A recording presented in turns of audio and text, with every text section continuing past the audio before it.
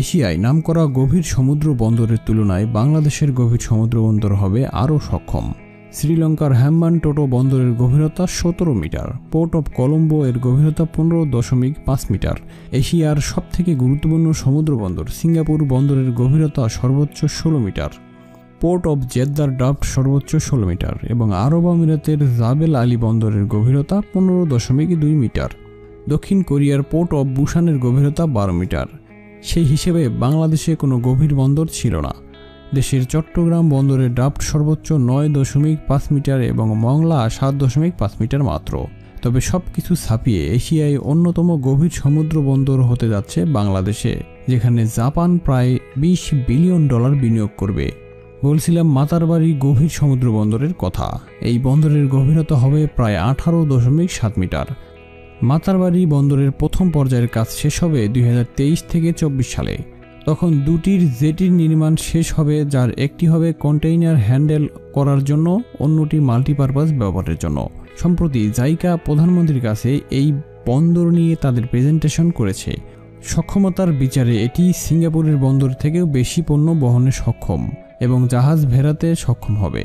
প্রথম পর্বের কাজ শেষ হলে বছরে এই বন্দরে প্রায় 8 লক্ষ কন্টেইনার এবং 25 লক্ষ টনের কার্গো হ্যান্ডেল করতে পারবে।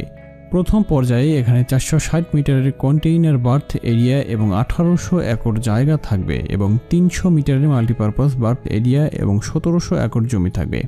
দ্বিতীয় পর্যায়ে মোট 3টি কন্টেইনার জেটি নির্মাণ করা হবে এবং 4 থেকে 6টি মাল্টিপারপাস জেটি নির্মাণ করা হবে। কাজ শেষ হবে 2028 সালে। তখন কন্টেইনার হ্যান্ডেলিং ক্ষমতা 8 লক্ষ থেকে বেড়ে হবে 28 লক্ষ এবং কার্গো হ্যান্ডেলিং সক্ষমতা হবে প্রায় 1 কোটি টন থেকে 1.5 কোটি টন। সর্বশেষ চূড়ান্ত পর্ব বা তৃতীয় পর্বের কাজ শেষ হবে 2035 সাল নাগাদ। তখন কন্টেইনার হ্যান্ডেল করার ক্ষমতা হবে 48 লক্ষ এবং বাল্ক পরিবহনের ক্ষমতা হবে 3 কোটি 60 লক্ষ টন। 2035 সাল নাগাদ শুধু কন্টেইনার জেটির দৈর্ঘ্য হবে 1850 মিটার এবং 7000 একর স্থান থাকবে সেগুলো রাখবার জন্য। এদিকে এই বন্দরের সাথে যুক্ত থাকবে জাতীয় মহাসড়কের সাথে এবং চট্টগ্রাম এবং কক্সবাজারের সাথে সরাসরি সংযোগ থাকবে। সেই সাথে কক্সবাজার গুনধুম রেললাইন এর সাথে যুক্ত থাকবে 2024 সালের ভেতরেই।